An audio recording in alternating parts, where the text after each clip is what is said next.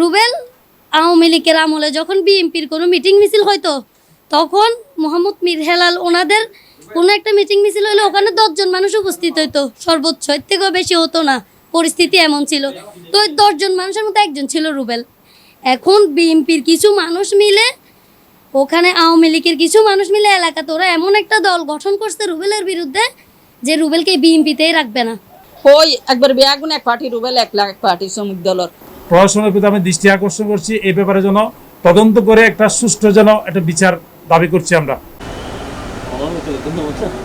জুলাই যোদ্ধা হাটহাজারী উপজেলা শ্রমিক দলের সহ দপ্তর সম্পাদক মোহাম্মদ রুবেলের বিরুদ্ধে ৩ নম্বর বাজার এলাকার আওয়ামী লীগের দোসর ও কথিত পাহাড় খেকো একটি মহল বিভিন্ন গণমাধ্যম ও সামাজিক যোগাযোগ মাধ্যমে মিথ্যা অপপ্রচার, চরিত্র হনন এবং রাজনৈতিকভাবে হেয় প্রতিপন্ন করার প্রতিবাদে সংবাদ সম্মেলন অনুষ্ঠিত হয়েছে।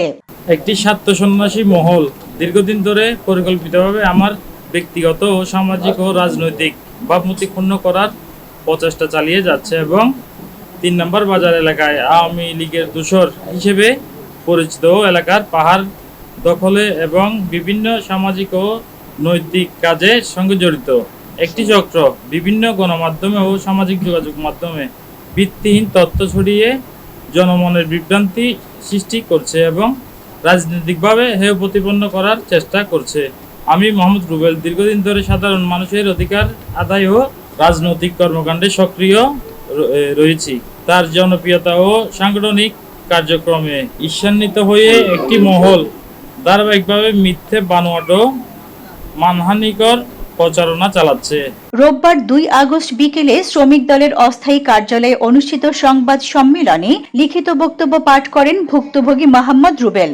সংবাদ সম্মেলন থেকে আমি মাননীয় প্রধানমন্ত্রী, স্বরাষ্ট্রমন্ত্রী, সিএমপি, পুলিশ কমিশনার সহ ঊর্ধ্বতন কর্মকর্তাদের সহযোগিতা কামনা করছি যেন যারা মিথ্যে তথ্য প্রচার ও মানহানি ও রাজনৈতিক হয়রানির সঙ্গে জড়িত তাদের বিরুদ্ধে দ্রুত আইনানুগ ব্যবস্থা গ্রহণ করতে হবে। একই সঙ্গে ভবিষ্যতে এ ধরনের অপপ্রচার বন্ধে কার্যকর পদক্ষেপ নেওয়ার দাবি জানাচ্ছি। এ সময় সংবাদ সম্মেলনে উপস্থিত শ্রমিক দলের নেতৃবৃন্দ এবং ভুক্তভোগী পরিবারের সদস্যরা বলেন, মোহাম্মদ রুবেল বিএনপির দুঃসময়ের একজন কর্মী। একটি স্বার্থান্বেষী মহল তার বিরুদ্ধে নানাভাবে ষড়যন্ত্র করছে।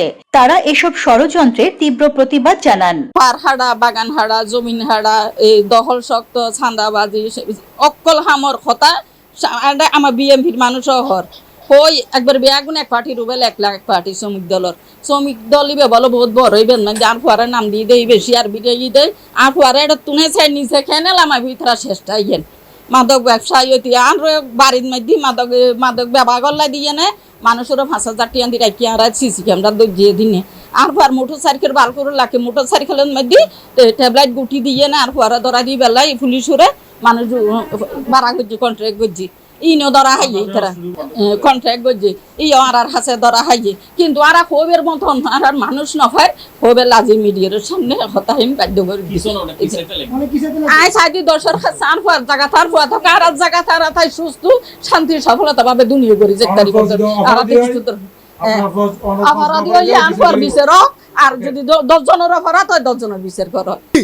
প্রশাসনের কাছে অনুরোধ করব, এই রুবেল জুলাই যোদ্ধা, এই রুবেল আন্দোলন সংগ্রামী ছিল, এই রুবেল ঘর দেখতে পারেনি, ঘর থেকে বেরিয়ে অনেক দিন সে বাইরে ছিল।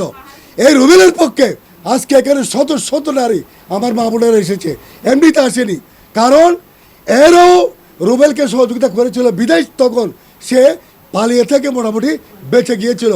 আমি অনুরোধ করবো যে মা বোনরা আজকে এখানে এসেছে ওই সন্ত্রাসীদের যন্ত্রণায় ওরা অতিষ্ঠ হয়ে বিএনপির পক্ষে ওরা ভোট চেয়েছে, বিএনপিকে ভোট দিয়ে নির্বাচিত করেছে। নির্বাচিত করার পরও যদি তাদের উপর ওই সমস্ত দোষররা ষড়যন্ত্র করে তাহলে তার দাঁত ভাঙা জবাব দেওয়ার জন্য আমি প্রশাসনের কাছে অনুরোধ জানাবো। সংবাদ সম্মেলন থেকে মাননীয় প্রধানমন্ত্রী, স্বরাষ্ট্রমন্ত্রী, সিএমপি, পুলিশ কমিশনার, স্থানীয় এমপি সহ সংশ্লিষ্ট ঊর্ধ্বতন কর্মকর্তাদের সহযোগিতা কামনা করা হয়। একই সঙ্গে মিথ্যা তথ্য প্রচার, মানহানি ও রাজনৈতিক ভাবমূর্তি ক্ষুণ্ণের অপচেষ্টায় জড়িতদের বিরুদ্ধে দ্রুত আইনানুগ ব্যবস্থা গ্রহণের দাবি জানান তিনি।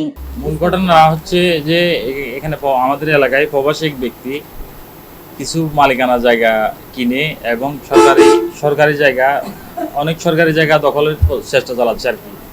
ওইখানে কিছু আমার ছোট ভাইরা গিয়ে ওদেরকে বাধা দিয়েছে যে এগুলো সরকারি জায়গা বা এমুক সমুক, ওইটার আমি ওরা আমাকে বাধা মনে করে আমার পিছে যত রকমের ষড়যন্ত্র আছে এগুলো চালাতেছে আর কি। সব একদম প্রশাসনিক হয়রানি থেকে শুরু করে সব ধরনের হয়রানি আমি সামাজিকভাবে মানে হে প্রতিপন্ন করে এলাকা থেকে আমাকে ওরা চাইতেছে যে আমি এলাকা ছাড়াই যাই, ওরা শান্তিতে থাকে এলাকায়। আওয়ামী লীগের দোষর আছে ওইখানে, আওয়ামী লীগের দোষর মিলে আমাদের কিছু এখন হাইব্রিড বিএনপি মিলে এরা বিশাল একটা চক্র।